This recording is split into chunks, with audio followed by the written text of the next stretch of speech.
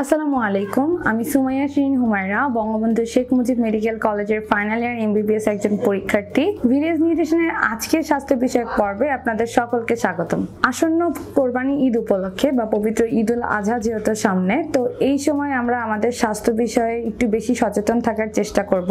বিশেষ করে যারা ডায়াবেটিক্স, উচ্চ রক্তচাপ, হাই কোলেস্টেরল, গাউট বা হার্টের রোগী রয়েছেন, তাদের জন্য এই সময় অ্যাকচুয়ালি কি করণীয় আমরা আজকের ভিডিওতে সেই বিষয়ে আলোচনা করব। অসুস্থ বা ডিজিজ আক্রান্ত যারা রয়েছেন তারা ছাড়াও অনেকেই দেখা যায় যে কোরবানির ঈদে আমরা খুব বেশি উৎসাহে বা উৎফুল্লে বা প্রতিযোগিতামূলক ভাবে দেখা যায় যে আমরা অনেক বেশি মাংস খেয়ে ফেলি। ইভেন অনেকেই আছে যে আর প্রতিযোগিতা করে প্রায় হাফ থেকে 1 কেজি পর্যন্ত মাংস খেয়ে ফেলেন। তো এই যে মাংস খাওয়ার ব্যাপারটা, অ্যাকচুয়ালি মাংস খাওয়া যাবে না বা মাংস খেলেই যে আমার রোগ বৃদ্ধি পাবে, ব্যাপারটা ঠিক তা নয়। আপনার জন্য এটা ততক্ষণ পর্যন্ত হার্মফুল না যতক্ষণ পর্যন্ত আপনি এটাকে আপনার পরিমাণের চেয়ে বেশি গ্রহণ করছেন। অর্থাৎ আপনি অ্যাজ আ নর্মাল পারসন অথবা যে কোনো ধরনের রোগে আক্রান্ত যেই ব্যক্তি হন না কেন, আপনি আপনার প্রয়োজনের তুলনায় অতিরিক্ত মাংস খাবেন বা অতিরিক্ত মাংস গ্রহণ করবেন, তখনই কিন্তু দেখা যাচ্ছে যে আপনার এই বিভিন্ন ধরনের শারীরিক সমস্যাগুলো দেখা দিবে।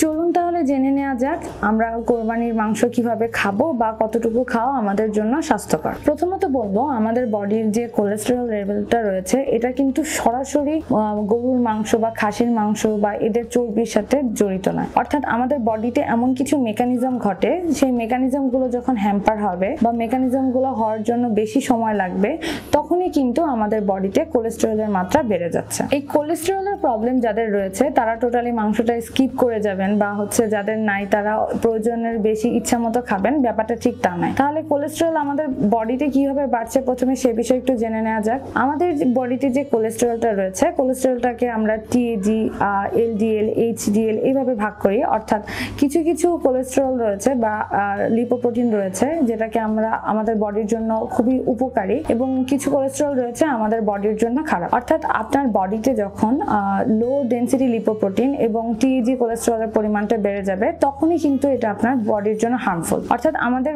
বডিতে অতিরিক্ত কোলেস্টেরল বলতে কিন্তু আমরা এটাই বুঝি যে আমার বডিতে হয়তো টিএজি লেভেলটা অনেক বেশি বেড়ে গেছে অথবা এলডিএল কোলেস্টেরলের পরিমাণটা অনেক হাই।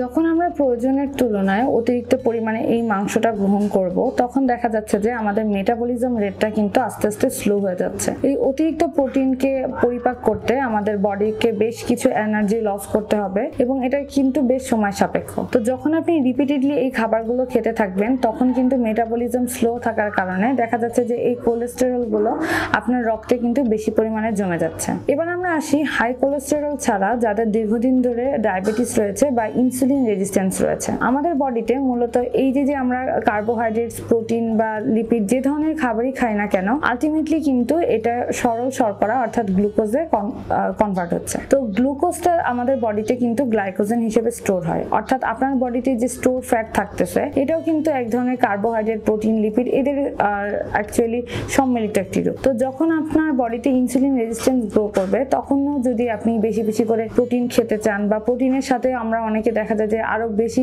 কার্বোহাইড্রেটও নিয়ে নিই, অর্থাৎ গরুর মাংসের সাথে হয় আমি বেশ চালের রুটি খাচ্ছি অথবা ভাত খাচ্ছি, বা দেখা যাচ্ছে যে অন্য কোনো চালের আইটেম নিচ্ছি, তো তখনই কিন্তু দেখা যায় যাদের ইনসুলিন রেজিস্ট্যান্ট রয়েছে এই কার্বোহাইড্রেটের পরিমাণ একদিকে বেশি আর একদিকে প্রোটিনের সাপ্লাইও হচ্ছে বেশি। সো সবকিছু মিলিয়ে কিন্তু আমাদের বডির যে ফ্যাট রয়েছে সেই ফ্যাটের পরিমাণটা কিন্তু আস্তে আস্তে বেড়ে যায়। অর্থাৎ এই ক্ষেত্রেও কিন্তু ডিরেক্টলি আর ইনডাইরেক্টলি আপনার ব্লাড সুগার লেভেলটাও বাড়ছে, পাশাপাশি আপনার ব্লাডে যদি কোলেস্টেরলের পরিমাণ বেশি থাকে, কোলেস্টেরলের মাত্রাটাও কিন্তু বেড়ে যাচ্ছে। কোলেস্টেরল, হাই বিপি বা ডায়াবেটিস ছাড়া যারা নর্মাল পার্সন রয়েছেন, তারাও যদি অতিরিক্ত পরিমাণে গরুর মাংস খান, অর্থাৎ আমি কিছুক্ষণ আগে আমার ভিডিওর শুরুতে মেনশন করেছি যে অনেক সময় আমাদের মধ্যে দেখা যায় যে পারিবারিক আনন্দের জন্য হোক বা যে কোনো কারণে হোক আমরা প্রতিযোগিতামূলক ভাবে অনেক বেশি গরুর মাংস খেয়ে ফেলি। সেক্ষেত্রে কিন্তু অ্যাট এ টাইম যখন আপনি হঠাৎ করে আপনার বডিতে অনেক বেশি প্রোটিনের সাপ্লাই দিচ্ছেন, অর্থাৎ প্রোটিনের পরিমাণ বেড়ে যাওয়ার কারণে কিন্তু আমাদের কিডনির কাজ করতে সমস্যা হয়। অতিরিক্ত ওয়ার্কলোডের কারণে কিন্তু তখন আপনার কিডনিতে অর্থাৎ আপনার একেআই ডেভেলপ করতে পারে। একেআই বলতে আমরা অ্যাকিউট কিডনি ইনজুরি বলে থাকি। এছাড়াও যাদের অ্যালার্জির প্রবলেম রয়েছে, অ্যাজমার প্রবলেম রয়েছে এবং স্পেসিফিকলি তারা গরুর বা খাসির মাংসের প্রতি সেনসিটিভ, সেনসিটিভ তাদেরও কিন্তু এই সময় খাবারটা নেওয়ার ক্ষেত্রে বেশ সচেতনতা অবলম্বন করতে হবে। কোরবানির মাংস এই জন্যই আপনি যে অতিরিক্ত পরিমাণে খাবেন বা 3-4 দিন ধরে দেখা যাচ্ছে যে প্রতি বেলায় আপনি কোরবানির মাংস খাচ্ছেন, সেক্ষেত্রে কিন্তু দেখা দিতে পারে যে 2-3 দিন পরে আপনার অ্যালার্জিক প্রবলেম বা অ্যাজমার যে প্রবলেমটা ছিল ওটা কিন্তু এক্সাজারেট করতে পারে অ্যালার্জিক রিয়াকশন থেকে। এখন তাহলে আমরা আমাদের ভিডিওর মূল অংশে যাই যে এই যে যাদের ব্লাড প্রেশার বেশি, কোলেস্টেরল বেশি বা ডায়াবেটিসের সমস্যা রয়েছে বা বিভিন্ন ধরনের করোনারি ডিজিজে আক্রান্ত রয়েছেন, তারা অ্যাকচুয়ালি ঠিক কিভাবে কোরবানির মাংসটা খাবেন। আর কোরবানির মাংস খাওয়ার ক্ষেত্রে কোরবানির মাংস কাটা, রান্নার প্রসেস এবং পরিমাণ মতো খাওয়া, এই সবকটা স্টেপেই কিন্তু আপনাকে বিশেষভাবে সচেতন হতে হবে। গরুর মাংস কাটার কথা কেন বললাম, আমাদের মধ্যে একটা ধারণা থাকে যে আমরা গরুর মাংসের চর্বিটাই হয়তো বা ডিরেক্টলি আমার বডির কোলেস্টেরলটা বাড়াচ্ছে, অর্থাৎ আমি যদি চর্বিটা স্কিপ করি তাহলে কিন্তু আমি এই কোলেস্টেরলের পরিমাণটা রেগুলেট করতে বা কন্ট্রোলে রাখতে হয়তো বা কিছুটা হলেও সক্ষম হব। তো ব্যাপারটা অ্যাকচুয়ালি পুরোপুরি সত্য নয়। আপনি যদি আপনার যে গরুর মাংসটা খাচ্ছেন বা সলিড পিসও যদি খান, সলিড পিসগুলোর সাথেও কিন্তু দেখা যায় যে অনেক সময় চর্বি থেকে যায়। আমরা যদি গরুর মাংসের যে পিসগুলো করব ওগুলো যদি একটু চিকন করে করি বা একটু পাতলা করে করতে পারি, সেক্ষেত্রে কিন্তু দেখা যাচ্ছে যে এই যে চর্বিগুলো সংযুক্ত থাকে বা চর্বি ছাড়াও মাংসটা যাতে ভালোভাবে রান্না হয় সেই জন্য কিন্তু এটা উপকারী। দ্বিতীয় যে টপিকটি হচ্ছে বা দ্বিতীয় যে পোর্শনটা আসে সেটা হচ্ছে গরুর মাংসটা আমরা ঠিক কি উপায়ে রান্না করব। এক্ষেত্রে কিন্তু দুই ধরনের প্রসিডিউর বা প্রসেস দেখা যায়। এক তো আমরা বাসায় যেটা নর্মালি রান্না করি যে হচ্ছে খুব বেশি করে তেল দিয়ে মশলাপাতি দিয়ে খুবই মুখরোচক ভাবে তৈরি করার চেষ্টা করি।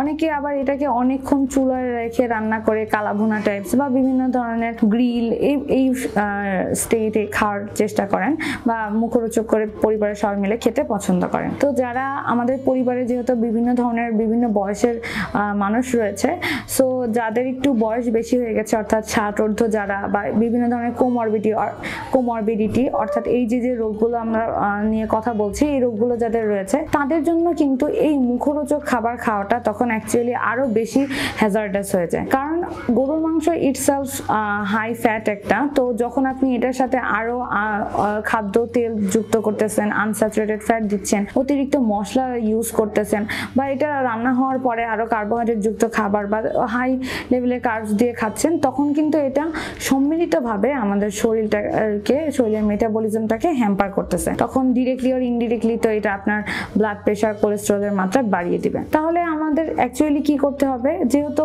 আমরা সবাই কম বেশি একসাথে খাবো, তো এই রান্না করার ক্ষেত্রে আপনি একটু ট্রিকি ওয়েতে আগাতে পারেন।